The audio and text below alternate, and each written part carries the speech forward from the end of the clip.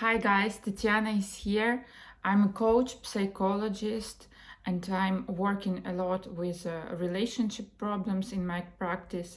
And today, as we are closer and closer to the Valentine's Day, I wanted to talk to you about the relationship. The biggest mistakes that both parties, but mostly women, are doing in a relationship that can lead to a lot of problems, that can lead to a broken heart, that can lead to um, really the situation where the woman is completely destroyed and she need to pick up herself together. The mistakes that you can avoid and the result that you can avoid by paying attention to all of these mistakes. When the people are coming to me, when the clients are coming to me, the first and the biggest mistake that I figured out that is common between them is that they have no rules in their relationship. They doesn't even know what it is. But this is the biggest and the worst mistake you can make, actually, because from the very beginning, from the first date, from the second date, you already need to talk not about weather, not about the taste of the food that you are eating in this date. You need to talk about what are you looking for, what are you searching for in this relationship, how do you imagine your relationship to be, what you want, what are your expectations are. And a lot of people doesn't want to deep in this conversation because they think simply that it will make the first date, the second date become too tough, too uncomfortable or something. But the point is that actually discussing this, you can really cut, you can really filter the people who are not okay for you before you are falling in love with them and before you have 4 kids and you understand that you are just opposite people and you just cannot even find the way to communicate. This is a very, very important thing, and that is why it is very important to speak about these points. Because if on the first date you are asking the person how she or he sees this life, which point of view she or he has on raising her or his kids, and so on, you are not making the conversation tougher or more complicated. You are just discussing general things that really doesn't necessarily means that you need to marry to this particular person. It doesn't mean that you want to have children with this particular person. It just means that you are sharing your point of view. It means that you are interested in the other person's point of view, and so you have this exchange, and or you also understand whether there is a click or there is no connection at all.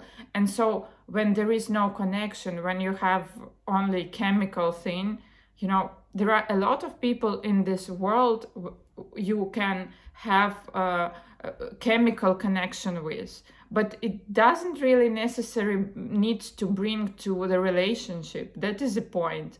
But a lot of people are actually exchanging this chemical connection, this chemistry with love, with a relationship, with a person who is good for you to build some relationship and so on. And so the mistake number one, very, very crucial and very important that people make, and mostly women, because they are afraid to talk about what they want in life. They are afraid to talk about what they are looking for in their relationship. The number one mistake is that you don't discuss your plans and how you see your relationship. Because, as I already told you, it could be the general conversation. It doesn't mean that you are up to marry this guy, and only the guys who are not okay with their mental health would understand in this some sign that you want to marry him, you know. It will be the sign for you that this guy is not okay with his head, you know. He's not okay with himself. He's afraid of being with other person. He's afraid of relationship, and he's doing everything. He's living his life by avoiding any responsibility. This is how it works. So in this case, you can do only a good job for you, because you are filtering the right people in your life. This is the first filter you use. It doesn't mean that you necessarily need to speak about that in the very first date, but it means that in the second date, you already can introduce these questions in your conversation with a guy. And also there are, if I remember well, there are 36 questions that are very good for the first date that you can ask your date about. And these 36 questions could potentially make you even get closer, get to know each other better. I will link these questions below so you can use it in your dates. Please, you are welcome. Put a thumbs up, please subscribe on my channel. Write your comment down below, what do you think about this topic, so you will catch up with all of my content, because I'm filming a lot of very interesting and very important videos. And so this way you can tell me thank you for my job, for what I'm doing for you. And okay, so the second problem that can come is that you don't really actually know what you want from the relationship. Maybe you are learning some very, very wrong points from some movies, and your vision of the relationship are really nothing but the pictures that you see in the romantic movies, that are mostly like 90% of that is totally wrong, and 90% of that is not about the love. It's about suffering. It's about making your life more complicated. It's about looking for some complications in your romantic relationship. It's not about partnership. It's not about building a real relationship. It's about really not healthy relationship. If you will analyze any romantic movie, that you need to fight for your love, you need if he doesn't want you, you need to run after him, and so you will win. You cannot make the other person love you if he or she doesn't love you. If there is a love only from the one side, there is no love. It's your imagination is tricking you. It's your imagination is playing with you, because if we are talking about love, love is always from both sides. Both sides is about love, you know? And that is also important to know, because if you have the real love, if you have the real relationship, you don't need to really fight for that. In the way you are seen in the movies, in the way you are seen everywhere. Also this kind of stupid advertisement company of Dior, the last one, what you are able to do for love. I mean, what kind of question is that? I mean, love is a common thing. Both people are coming to each other in this way, and they are meeting in the middle. That is real love. You don't need to do anything for love. Yes, you need to work on your relationship. Yes, you need to work on yourself, but you don't need to kill somebody to have this possibility to be in a good relationship. You don't need to run after somebody. You don't need to ask and to beg somebody to love you. It's not working like that. People are loving each other or don't love each other, and when the only one is loving the other, this is not love. This is a kind of mental issue that you have. Because usually if you are in a good relationship with yourself, you will not fall in love with a person who is not in love with you. You know, doesn't make sense to you. And so you really don't know what you want from relationship, or you have the very wrong imagination, the very wrong picture of what the real relationship actually is.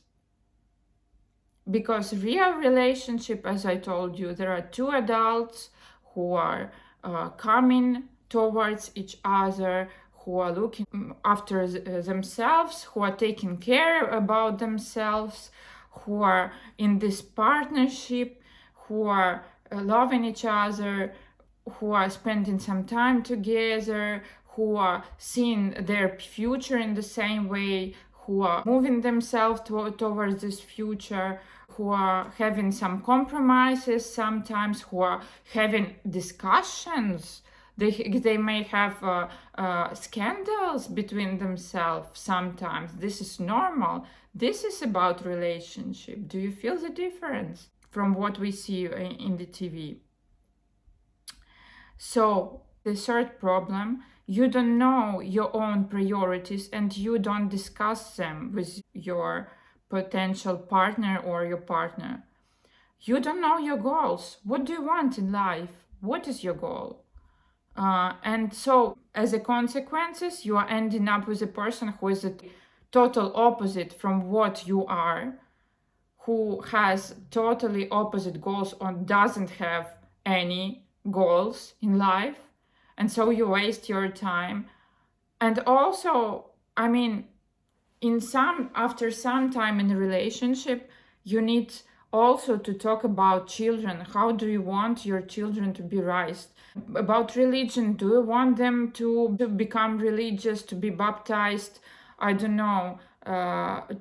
Which school do you want them to go? How do you see the relationship with your child? How do you see a partnership? How do you see parentship?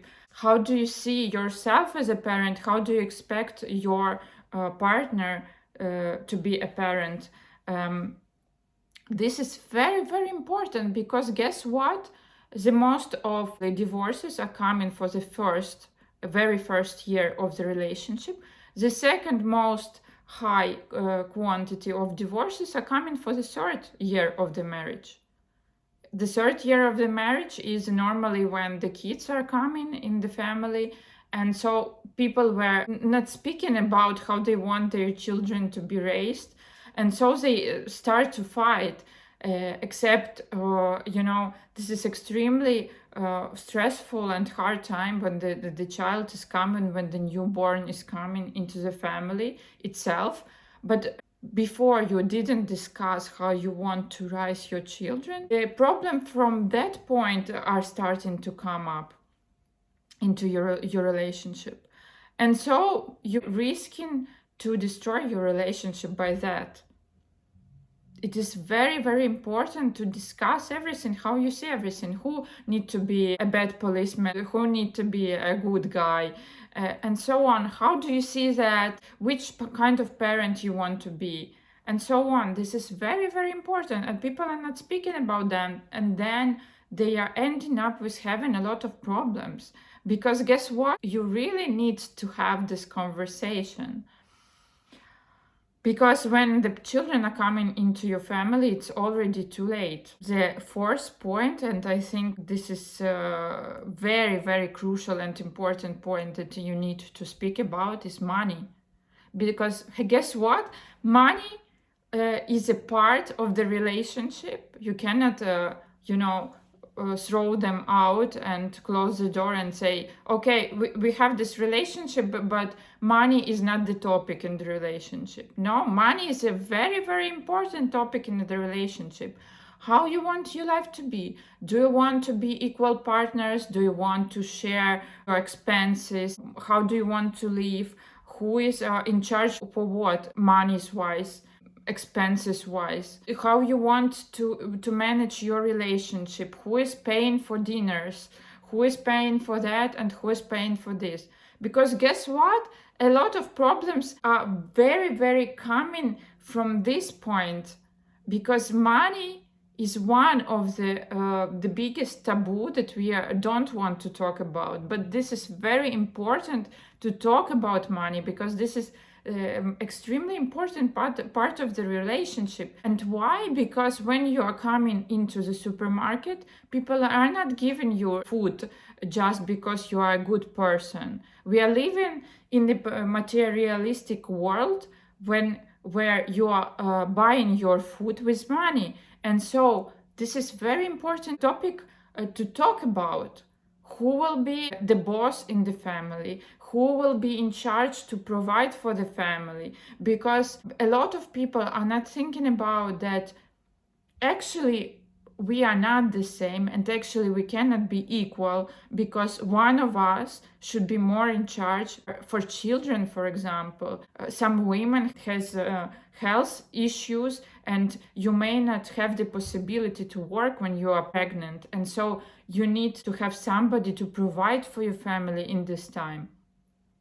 All of these things are super important, and people are not thinking about this. People are going into relationship with a person, with a partner who is not good for them.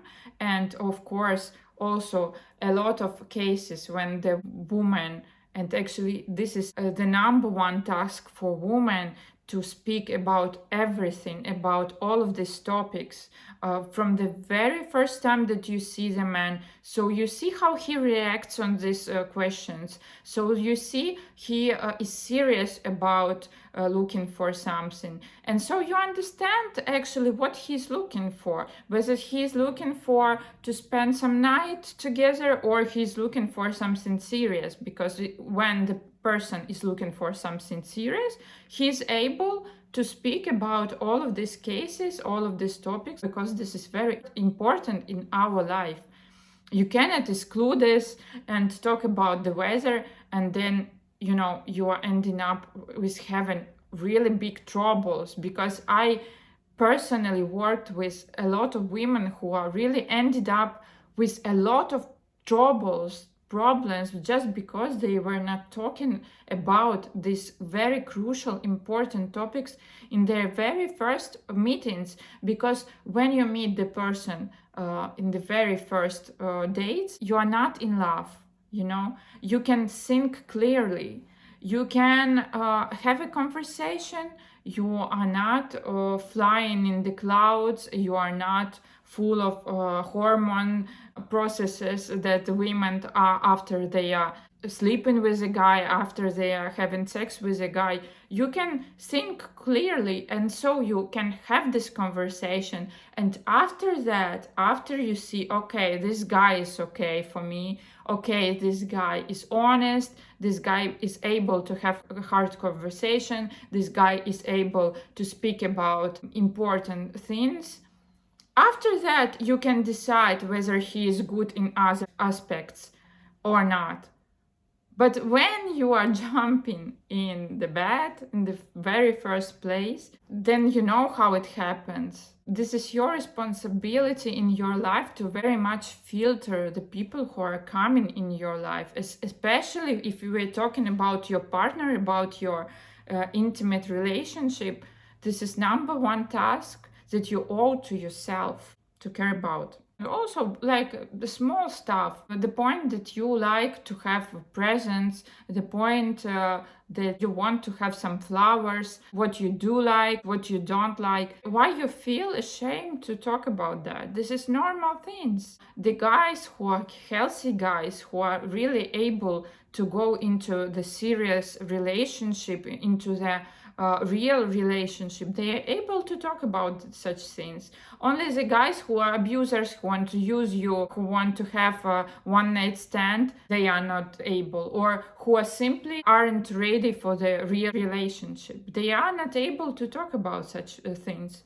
But the good guys that you need to end up with, if you really want to have a good relationship, they are able to talk about that. Of course, there are some guys who are narcissists, there are some guys who are abusers, who can really manipulate with these questions. That's why you need to look in his eyes and see his behavior, and whether his behavior is corresponding with the words that he's saying to you as well. And also to make him understand that you are looking at him, you know, that you are not into him from the very beginning. Because I have some also clients who are like, oh, from the first date, oh, I'm in love. You don't even know him. How you could be in love? I mean, you created this picture for yourself in your imagination, and what it leads to suffer always. And you know it from the very beginning, because if you are meeting an abuser, if you're meeting a narcissist, if you have the connection with your body, you feel strange things. You feel strange movements in your stomach. You feel strange, like cold feeling. You feel deep inside that somebody is manipulating you if you are in the connection with your body. Okay, guys. I was glad to make this video for you. Please put the thumbs up, leave the comments down below. If you want to come in my mentoring and to work on yourself, you need to start from yourself. You need to work on yourself, because you are attracting the type of people who are treating you the same that you are treating yourself. So start from yourself. And guess what is the common thing between all of your exes? Is only you, because they could be different types of men. They could be different. But what they are having in common, you work on yourself to attract the really great men. The men that are giving you your safety, the men that are taking care of yourself, the man who really loves you, you know, who is not using you and throw you away, who really loves you because you deserve it. And this is your part of the responsibility. So, guys, if you want to know more about that, if you want to work on yourself, come into my mentoring. You can leave the comment down below, or you can contact me. All the contacts are in the description box. And we see each other next time.